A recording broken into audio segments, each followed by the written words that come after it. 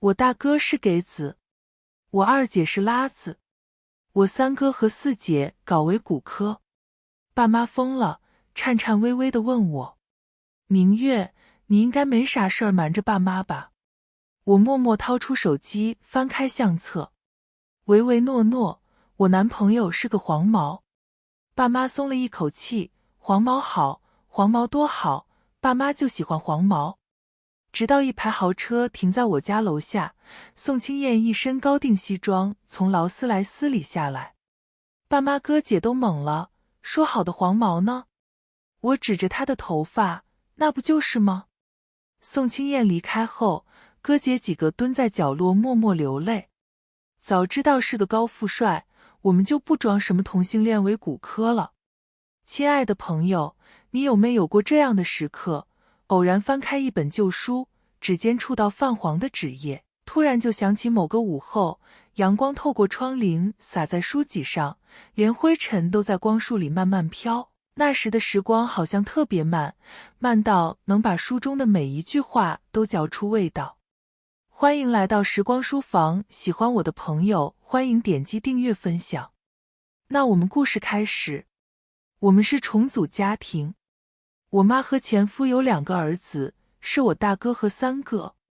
我爸和前妻有2个女儿，是我二姐和4姐。我是他们结婚以后才生的。我爸是我妈的丈夫，属于近亲结婚。加之我是他们之间唯一的孩子，对方孩子犯错都不好动手打，于是我就成了那个常常挨揍的人。所以我从小脑子就缺根弦。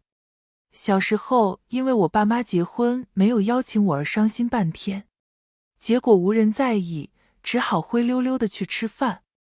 小学被我妈骂我懒，我发誓从此要做一个冷酷无情的学习机器，让他们后悔莫及。学了一下午，发现黑话实在是太累了，索性直接放弃了。我哥哥姐姐都很聪明，好像遗传了爸妈所有的优秀基因。到了我这儿正正得负，我常常看他们坐在一起叹息。爸妈带我去测过智商，上面显示弱智，爸妈看的血压都高了。其实我不傻，就是懒得很。我爸是科学家，我妈是数学家，我大哥是著名律师，我二姐是外科圣手。我3哥大明星，我4姐自己开了公司，是董事长。已经拥有了这么好的资源了，我还努力个什么劲儿？很小的时候我就知道，一旦表现出一点天赋来，就要源源不断的努力，来维持天才这个称号。但我太懒了。可是看到他们整日愁容满面，在外人面前提起我时，既尴尬又维护我的模样。算了，那我就给他们尝点面子吧。略微一出手，年级第1的宝座就到了我的屁股下。在这之前，年级第1是我同桌宋清燕。在我把她的第1名抢了以后，她看着名次排行上我的名字，满脸受伤地看着我。哥把你揣兜里，你把哥揣沟里。她的表情实在悲愤伤心。我拿出草莓味棒棒糖放在她桌上。我下次不考了。宋清燕一把将糖果捏在手心，眼里斗志昂扬，烈火熊熊。我接受你的挑战。什么挑战？她原本有些吊儿郎当的，像个街溜子一样，上课只是随便听听。就这样都能考第1，老师和同学都把她当天才。但就是这一次，我一个弱智超越了天才。闻所未闻，见所未见，同学怀疑我作弊，跟学校举报了我。我被老师带去了办公室。许明月同学，鉴于你这次出乎意料的表现，有同学对你成绩的真实性提出质疑，你有什么要辩解的吗？问我话的是教导主任，长得白白胖胖的一个中年男人。他语气很温柔，但话语间带着刺，我不喜欢。我为什么要辩解？教导主任愣了一下，然后皱眉，因为有同学举报你作弊。谁主张谁举证，既然举报我作弊，就该拿出证据来，而不是让我自证。我不会解释什么，就这种级别的考试还不需要作弊，如果有什么疑问的话，可以和我的律师说。反正律所都是我哥就是开律所的，不用白不用。懒得听他说话，我回了教室。一下子说这么多话，好累。回到教室，我就趴在桌子上长舒一口气。小月亮，你哭了。一睁开眼，宋清燕极具少年感的脸出现在我腿上，直愣愣地盯着我。谁欺负你了？和我说，我去揍他。我抬起头看他，他整个人呈现出很高难度的姿势。教导主任。说完，我直勾勾地盯着他。宋清燕脚踩凳子，手拍桌子。那小兔崽子敢欺负我们小月亮，等我待会儿就去教育他。当天我就在论坛里看到教导主任的自行车胎被好心人扎破了。学校拿不出证据证明我作弊，承认了我的成绩，但还是给我妈打了个电话去说明了我的一下。我一直都是家里的焦点，听到我考了第一，当天所有人都放下手头工作回了家。除了二姐，她接了个手术，这玩意儿不能随便放下。爸妈拿着我的成绩单，仔仔细细地拿出放大镜来研究了一番，然后把成绩单转了一圈，传阅了一遍，没有改分数的痕迹，难不成他作弊了？不应该啊，他这么懒，这么笨，还能作弊？要我说，他这是开窍了，我就说咱们家就没有一个傻的。三哥的话一旦激起千层浪，爸妈连夜联系了一下，带我去测智商。专家看着报告，激动得手颤。此子乃是天才啊，智商290，比爱因斯坦还要高。爸妈不信，爸妈震惊。可是以前不是说他智障吗？专家得出结论，要么是装的，要么是才开智。爸妈看着我，你是哪个？我毫不犹豫回答，第二个。爸妈气笑了，好吗？就是装的，一装10几年，谁能装得过你啊，塑胶袋儿。面对他们的阴阳怪气，我表示沉默。还是太心疼他们了，早知道就装一辈子智障了。妈妈贴心开导我，明月，为什么要装傻？我嚼着薯片，咔嚓咔嚓。因为做聪明人要被很多人盯着，做智障只需要被你们盯着，只要我是智障，你们就不会让我出去和陌生人交流太多。社交也是一件很累人的事，我连 MBTI 都因为题太多懒得测，不想面对那么多人也是人之常情。我妈微笑过后，回到家和我爸来了一次混合双打。既然我都不装了，那我就真的不装了。我学着宋清燕的样子，一脚踩在桌面。乡亲们，实不相瞒，我跆拳道黑带。爸妈一顿辛苦，最后伤害未零。我哥啧啧称奇，小月亮，你什么时候学的跆拳道？在房间自学的。可以强身健体，可以英雄救美，可以保护自己，简直就是居家旅行必备技能。对我装傻的原因，家里人哭笑不得。二姐摸摸我的头，我们小月亮不需要辛苦，咱们家的钱足够你挥霍了。三哥四姐眼神冰冷地看着二姐。四姐淡淡开口，咱们家一堆搞研究的，都是烧钱的，也就我和三哥赚钱，你哪儿来的底气说这话？小月亮，咱们家太穷了，你跟我学做生意吧。三哥立马开口，不行，小明月这么好看，我很久以前就说过要让他进娱乐圈了，你们不许跟我抢。大哥拍了一下我的肩膀，跟大哥一起用法律守卫群众。我爸和我妈也加入这场争夺战。争吵了许久，三哥提出，别吵了，我们说什么都不算，得小明月自己说想要什么。这话一出，大家齐刷刷地看着我，眼神那叫一个热切。我感觉自己化身成了砧板上的一条鱼。我嘿嘿一笑，我想要不劳而获，想要坐享其成。妈妈，异想天开。爸爸，痴人说梦。大哥，不切实际。四姐，不着边际。三哥眼睛一亮，不谋而合。一记记刀眼朝三哥看去，三哥表情严肃，思想堕落。回了学校，个个都拿异样的眼神看着我。看吧，天才就是这么引人注目，真是让人烦恼。到教室，我接受着所有人的目光落座，习惯地拿出桌上袋子里的早餐吃着，看了一眼埋头苦学的宋清燕。第一次看到她这么努力，我很欣慰。看在她每天给我带早餐的份上，我安慰她：其实你不用这么努力，比不过我你无需自卑，毕竟我是天才。宋清燕愣了一下，然后直接气笑了。小月亮，你不吹牛会死吗？我眯了眯眼，邪魅一笑，很好，你是第一个质疑我的男人，你成功引起了我的注意。宋清燕伸手到我抽屉里一掏，掏出一本书，厉总，夫人已经考公了。她张了张嘴，酝酿半天，憋出来一句：你还挺励志。不知道为什么，我一直感觉到一股若有若无的杀气，让我如芒刺背，如鲠在喉。看了看周围，又什么都没发现，但我确信，肯定有贼人企图谋害朕。早上第1、2节课是语文，所以早读也是语文老师的。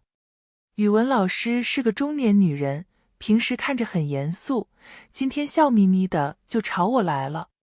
许明月，全校就你一个满分，你的作文我读了，写得很好啊，平时挺会隐藏实力啊，这下全校都被震惊到了，继续保持。老师，我还是喜欢你桀骜不驯的样子。语文老师笑容僵住，深吸一口气。多学习，少说话，记住老师这句话，受益终身。教室里不知道是谁扑哧一下笑了出来。老师转头去看，教室里读书声立刻变大，他找不到是谁笑的。有了老师带头，一下课同学们一窝蜂地围到我边上来了。许明月，你不是智障吗？怎么突然就这么厉害了？我知道，他肯定是重生了。高考题目是什么？分享一下呗。重生是重活一次，又不是换脑子，肯定是绑定了系统才对。你系统是提分系统吗？不提分就电击的那种。我吃着没吃完的早餐，听着这荒唐的结论，忍不住发言。有没有一种可能，其实我是个天才，一直以来都是在装傻呢？同学们一下子安静下来，齐刷刷摇头。还是系统靠谱一点。他们私底下看的小说一点不比我少。宋清燕手搭在我肩膀上，许明月就是装的，我一直都知道。后桌来了一句：吹牛，昨天还说他被刺你。上课铃声响了，同学们回到了自己的位置上。我感动地看着尴尬到耳朵发红还装作若无其事的宋清燕。我捏着拳头捶了一下胸口，好兄弟，在心中有事发消息，大事帮不了，小事不想帮。宋清燕嘟囔了一句，我没听清。你说什么？你想要吃巧克力？宋清燕认命似的从抽屉里拿出巧克力放我面前。你就吃吧，大馋丫头。上了一天课下来，我算是知道老师说的震惊了，几乎每个老师都要夸我一下。我发挥着我天才般的社交技巧。到了第2天，就莫老师再和我说话了，清静。每次全校统考后都会颁奖，于是课间操就改成了颁奖仪式。学校有个年级，要选出每个年级的总分前3名，单科前3名。高3年级，语文第1名，许明月。下面响起雷霆般的鼓掌声。拿了奖状，我就静静地站在颁奖老师的旁边。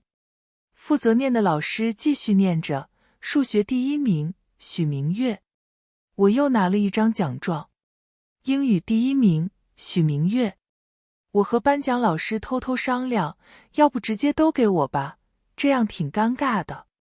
颁奖老师笑呵呵地把一堆奖状给我。许同学，咱们省状元能不能出在咱们学校，就看你了。老师放心吧，一家人不说两家话，学校的荣誉就是我的荣誉。他眼神满意的不行。好，学习好，性子好，觉悟高，有你是学校的福气。念奖的老师还在念着，我俩已经在这儿聊起来了。念完第一名就是第二名，流程都是一样，除了我，其他同学的成绩也很稳定。1、2、3名都是我们班。拿着奖状下去后，齐鱼儿看着我的奖状，悲痛欲绝。哀家的奖状啊，哀家的奖状没了。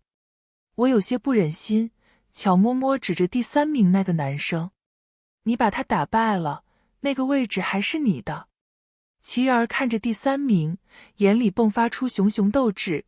第3名是我的。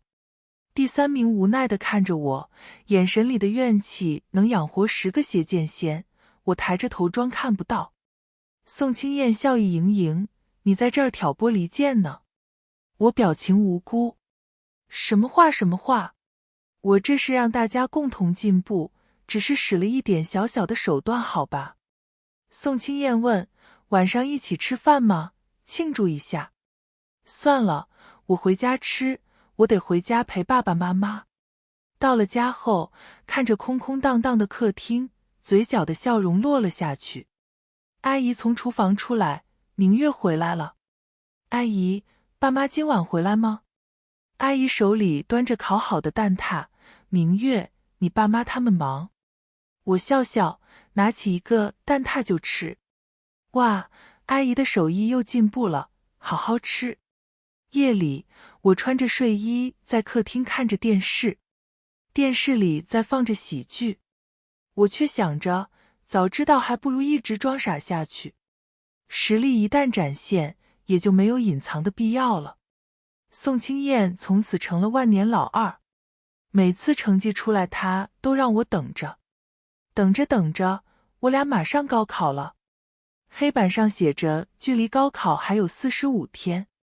他把头凑到我面前来：“小月亮，你打算考哪个大学？”原本学校是有保送名额的，但我拿这种名额就是浪费，还不如让给别的同学，普度众生。学校其实一开始也莫想把这个名额给我，因为只要我在，本省的高考状元就不会落在别的学校。我代表着学校的招牌。至于宋清燕，她说人这一辈子要是莫体验过高考，那多遗憾。只是具体考哪个学校，我倒也没想过。京大离我家近，方便。对我来说读什么都一样，但离家远近就不一样了，离得远的懒得去。那我也要考京大。宋清燕红着耳朵，像要滴血似的，一双勾人的狐狸眼欲拒还迎地看着我。我确定她在勾引我。这种手段我见得多了，后桌的小黄曼、李小玲都是这样。宋清燕，你是不是喜欢我？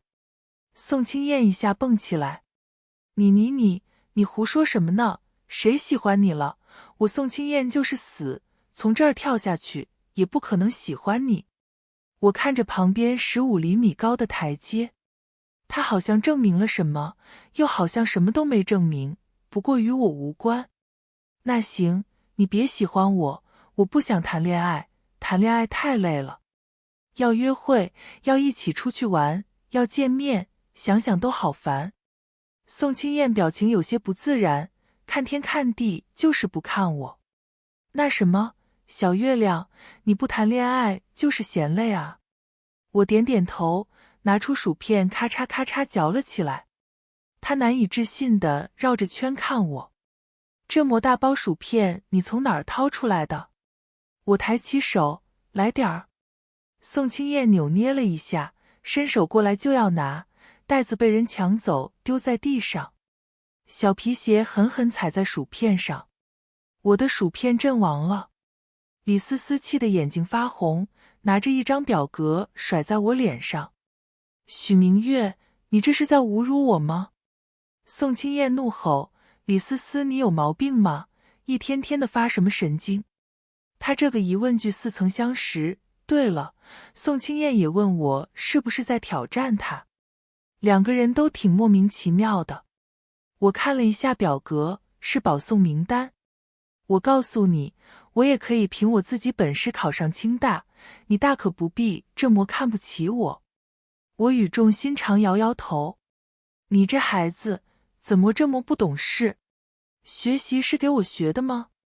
学习是给你妈学的，难道你不知道72号混凝土不能和蛋黄派混合吗？宋清燕嘴角抽了抽。你说啥呢？想到啥说啥。李思思发颠跺脚，你们不许忽略我，我很生气。笑了，他还生气上了，他谋害我薯片性命，我都还没生气呢。我不会生气，对我来说，生气也是一件很耗费精力的事。我指着地上已经碎成渣的薯片，你先把地上扫了，我就听你说。李思思瞪大眼睛，你竟然敢使唤我！我扭头就走。气急败坏的声音响起，等等，我扫还不行吗？我停住脚步，抱手靠在墙边，宋清燕学着我的样子站在我旁边。李思思去卫生间拿了工具，一边扫一边撇嘴瞪我。学校正在举办运动会，大家都去凑热闹了，教室也就空了出来。李思思坐在我和宋清燕对面，我把表格放在面前，拿着笔敲了一下桌面，说吧，事情的起因经过。李思思不由得坐得笔直了些。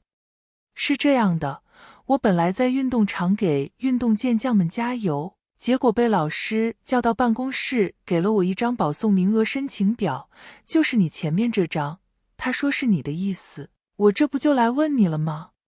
我皱了皱眉，我怎么不知道把名额给他是我的意思？我和他也不熟啊。更何况这都是学校的事儿，我插手这些做什么？那你这边有什么诉求呢？李思思咬牙，愤愤地看着我，我要你和我道歉。我把笔丢在桌子上，发出清脆的响声，靠在椅子后背。首先，给名额是学校的决定，我没有参与。其次，你谁呀，我就把名额给你，多大脸，诉求驳回。李思思一下子站起来，椅子都被掀翻了，一巴掌拍在桌子上。难道不是你要侮辱我吗？我为什么要侮辱你？因为我告状说你作弊啊。哦，原来如此。他冷静下来，看了看我，又看了看宋清燕。他没和你说。我看着宋清燕，你知道。宋清燕摸了摸鼻子，我这不是想着怕你知道了影响心情吗？就没告诉你。我赞扬地看着他，给他竖了个大拇指。不错，暖暖的，很贴心。宋清燕咧着嘴，呲着个大牙比心，我是你的优乐美。李思思嘴角抽搐，生无可恋地开口，用你俩真是够了。重新坐好，我拿着笔敲了敲桌子。说吧，你为什么对我有这么大敌意？李思思不肯开口，宋清燕带着笑意。因为他是咱们班倒数第二，你原本是倒数第一，你一发力，他就成了倒数第一。我装弱智装得很成功，全校成绩最差。但我爸妈一定要给我一个好的学习环境，怕我被欺负，所以就动了点小关系，给我弄到一班来了。老师怕我影响别人的成绩，就把我给宋清燕当同桌了。宋清燕是初中部直升上来的，成绩很好，在学校几乎不学习。在大家眼里，她属于是天赋型选手了。但依我所见，她肯定偷偷躲着学的，纯装逼。因为她每次睡觉眼皮子都在动，偷摸听着呢。演技这块儿，宋清燕就是刚出生的孩子，嫩着呢。我失望地看着李思思，你为什么要仇视我啊？你应该感谢我才对啊。感谢你。凭什么？我目不转睛地盯着他。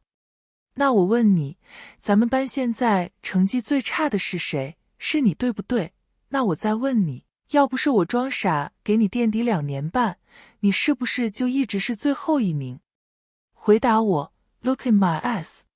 你为什么要讨厌我？我好歹给你兜底2年半，这是什么情谊才能做到的？为什么 ？Tell me why, baby why？ 李思思一脸震惊，宋清燕2脸震惊。李思思想了想，脸色通红，语气都弱了下来。那你为什么不一直装下去？还有，你干嘛叫我宝贝？你好讨厌。他说完，捂着脸哒哒哒地跑走了。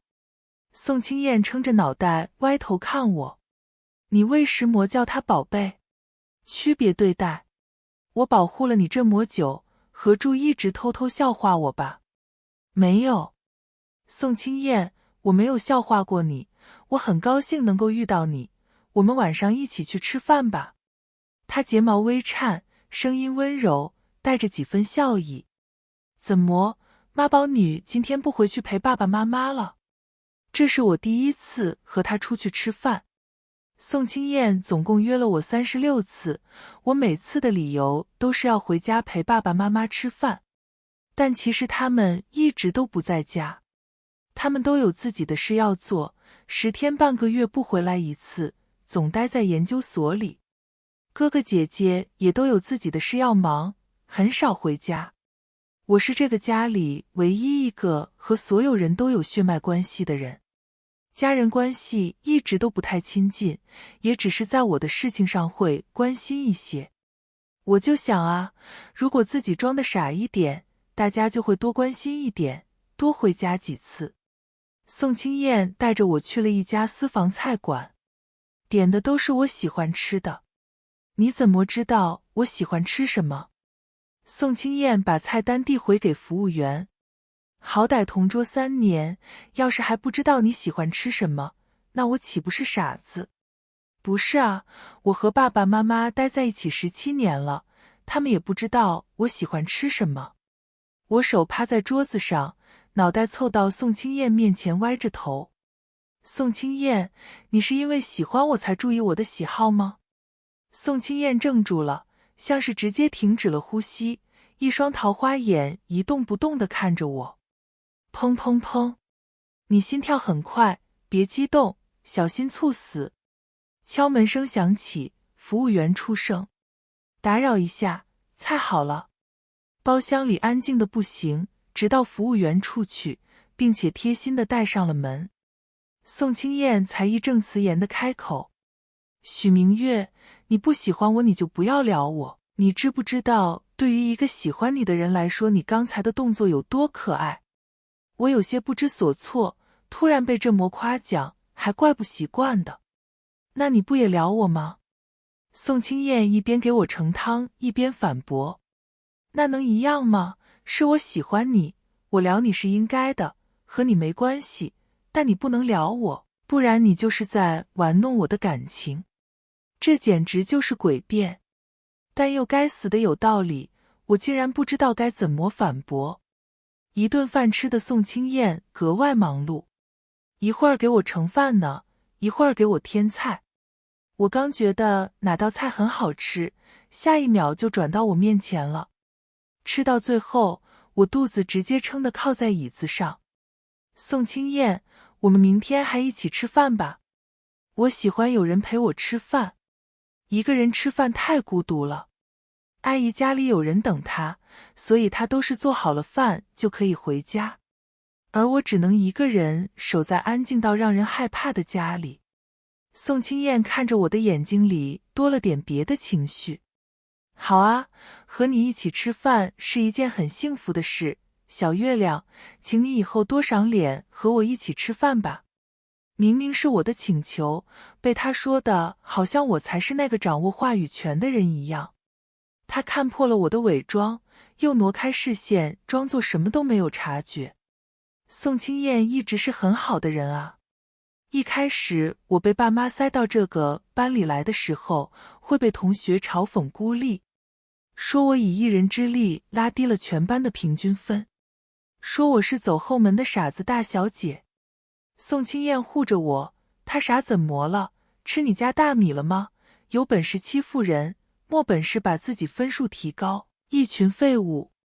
他长得人高马大的，成绩又好，其他人不敢惹他，就只好放过了我。后来或许是大家觉得我人还不错，渐渐的也就没有了那些敌意。不过也没人和我做朋友就是了，只有宋清燕。阿姨年纪大了，爸妈不想这磨辞退，就让她晚上来做顿饭就行。爸妈给了我钱让我早上自己买吃的，我没买，到了教室以后，第2节课就饿得肚子咕咕叫。宋清燕问我是不是忘记吃早餐了，我随便糊弄了她一句，家里穷，爸妈上班不回家，没吃的。是个人都知道我这句话是在开玩笑。就凭我靠关系进了最好的学校最好的班级，我就不可能穷。但也就从那天起，宋清燕每天都会给我带各式各样的早餐。每天到教室第一件事就是让我吃早餐。第2天一早，我看着桌子上的2份早餐皱眉。宋清燕，大胆奴才，你竟然要用把我喂成胖子的手段来报复我，恶毒至极。宋清燕双手合十，朝我一拜。大人，奴才求您少看点小说吧。另一份李思思给你的，跟我可没关系。我朝李思思看去，一下对上她的眼神。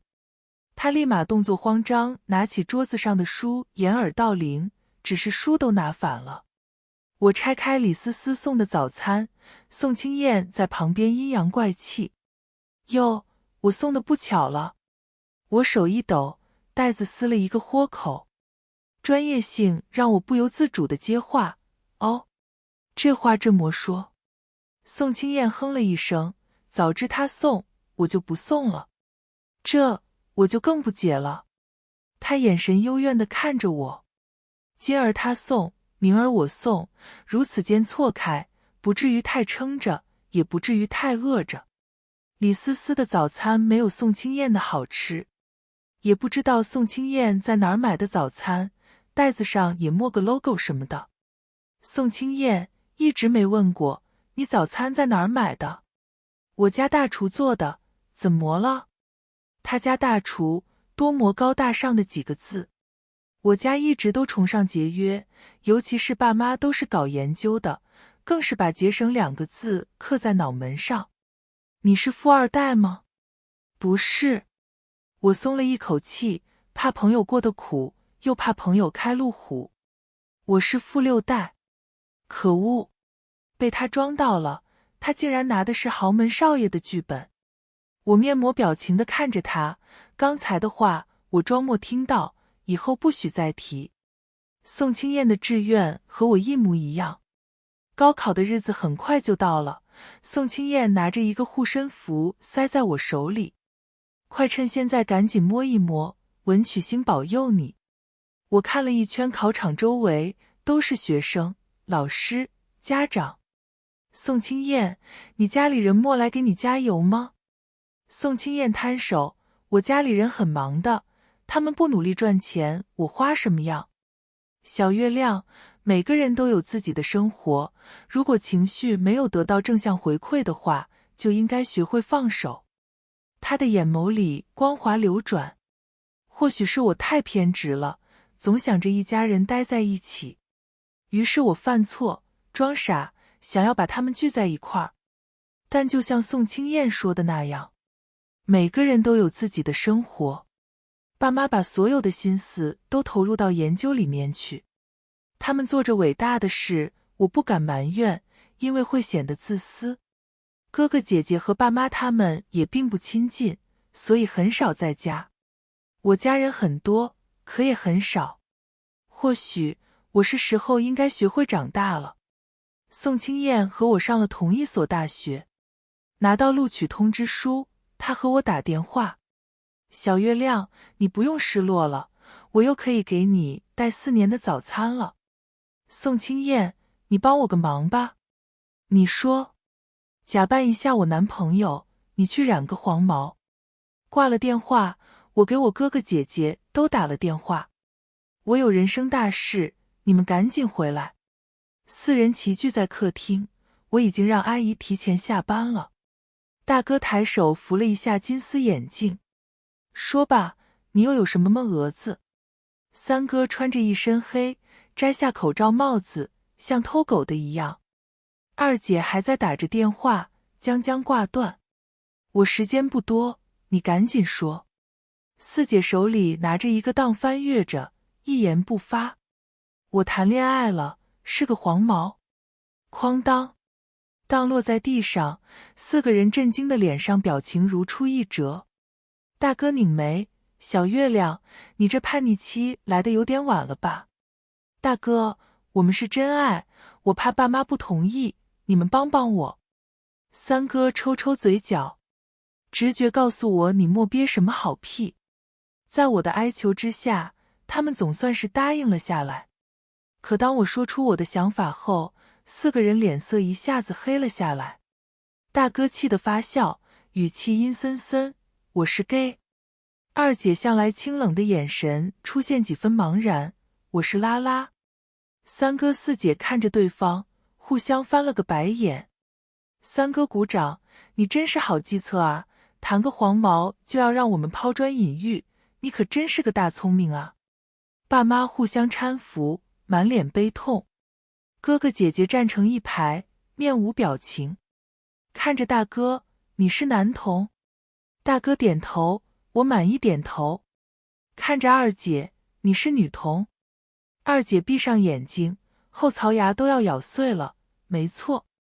到三哥四姐面前，更是两眼一黑，捂着胸口深呼吸。爸爸45度角仰望天空。我们家这是造了什么孽呀？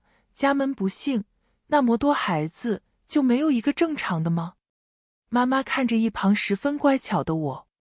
明月，你应该没什么事儿瞒着爸爸妈妈吧？我缩了缩脖子。我谈恋爱了。妈妈嘴唇颤抖，试探问，河南的吗？不是河南的。妈妈心梗。是京都的。妈妈开心，这个河南呀，还好还好。我掏出照片。妈妈，我男朋友是个黄毛，你们会对他有偏见吗？爸妈十分开明。黄色头发怎么了？发色不代表人品，我看这孩子一表人才，不错，什么时候带回来，爸爸妈妈给你把关。我把他们拉到一边去。爸妈，你们也别怪哥哥姐姐他们就是缺少关爱，所以一时间走偏了，只要你们多关心关心他们肯定能改过来。宋清燕，你明天来我家做客，高调点儿，什么豪车保镖都安排上，牌面拿出来。遵命，月亮女王，一定给你办得妥妥的。这些日子，爸妈总算是放下了一些工作，关心了一下家人。哥哥姐姐不习惯的同时，我也能看出他们有些暗喜。他们和我不一样。我因为装傻，因为是最小的一个，所以得到了一些爱。但他们没有体会过。从我有记忆以来，他们就都是这么独立。即便会因为没有陪伴而感到失落，也从不会表露出来。他们年纪很小的时候，就已经学会了怎样做一个大人。我一开始不理解爸爸妈妈为什么有了这么多孩子还要生下我。妈妈说是为了让优秀的基因能够传递下去。我学着放手，但在这之前，我想让哥哥姐姐也感受一次家人的关爱。虽然过程有些曲折，但好歹目的达到了。几天不埋头工作并不会带来多大影响。但年少时可望而不可求的太阳，终究晒前了难以说出口的潮湿。故事已经开场，当然得唱完。宋清燕上门的那天十分有排场，10多辆豪车停在门口，保镖站在车门口护着。宋清燕穿着一身高定西装下来。三哥灵魂发问：不是黄毛吗？他的鬼火呢？他的豆豆鞋呢？他的旺仔套装呢？我指着他头顶吸睛的发色。喏，那不就是吗？我说他是黄毛，又莫说是精神小伙。宋清燕一改往日随性，很是有礼貌懂规矩。叔叔阿姨，哥哥姐姐，你们好，我是小月亮的男朋友，我们是高考结束才确定的关系，没有第一时间上门拜访，还请见谅。他身后几十个穿着旗袍的礼仪小姐端着礼物站成一排。看吧，还得是大户人家的孩子，跟暴发户是有点不一样。我就属于暴发户，纯靠四姐开公司才有钱起来的，没有一点内涵也正常。只是他怎么有点不按剧本走呢？爸爸给他倒茶，小宋是吧？家里是做什么的？宋清燕双手接过茶杯，家里做了点小生意。四姐问，小生意，具体是什么生意？你是小月亮的男朋友，可以的话，我不介意扶持一下你。宋清燕笑道，多谢姐姐，有机会可以合作一下。我在四姐耳边轻声，他老爸是宋海山，跺脚，整个京城都能抖3抖的人物。四姐手一抖，杯子里的茶水差点晃出来，平息一下震惊后，她似笑非笑地看着我。我说话的时候恰巧也没人说话，一下落入所有人耳朵里，一双双锐利的眼神向我投来。俗话说伸手不打笑脸人，我立马龇牙笑。哎，不对，怎么更生气了似的？不过宋清燕也是个社交高手，一通相处下来，爸妈满意极了，哥哥姐姐麻木了。别说他们，我也麻了，这玩意儿不对劲啊。我主动送他出去，到门外以后把他拉到一边。我把他拉到一边低声，小子，私自改戏是吧？说好的高高在上目中无人呢？我是打算让他来给这个剧码来一个 ending 的。按照剧本，你应该表现得很没有礼貌，然后我家里人强制我跟你分手，懂吗？宋清燕微微一笑，小月亮，你好残忍哦，要让我亲手推开你，和对我凌迟有什么区别？我扯了扯嘴角，你好机车哦，算了，暂时就先这样吧，以后再借口分开。为什么要分开？你和我相处很不自在吗？我想了想，那倒没有，和宋清燕相处最舒服了。那你有累着自己吗？我不得不承认，那倒也没有。在他面前，我一直都是很自我的。那你讨厌我吗？那怎么会？我永远不会讨厌你。宋清燕摊手，那不就得了？你懒得动，我家正好很有钱，不需要你动。你不乐意社交，正好我很能社交，很互补。而且我是空巢儿童，爸妈常年在外面做生意旅游，不管我，肯定也不管你。你瞧瞧咱俩多合适，简直天生一对。遇到宋清燕，你就嫁了吧。有病！给我气笑了。谁家好人表白念着念着就挪用人家广告词儿，也不怕说侵权。再说吧，反正说好了，你还得给我带4年早餐。回了家后，哥哥姐姐站在墙角，看我的表情十分生无可恋。爸妈不在这里，三哥一行清泪滑落。早知道是个高富帅，我们就不装什么同性恋为骨科了。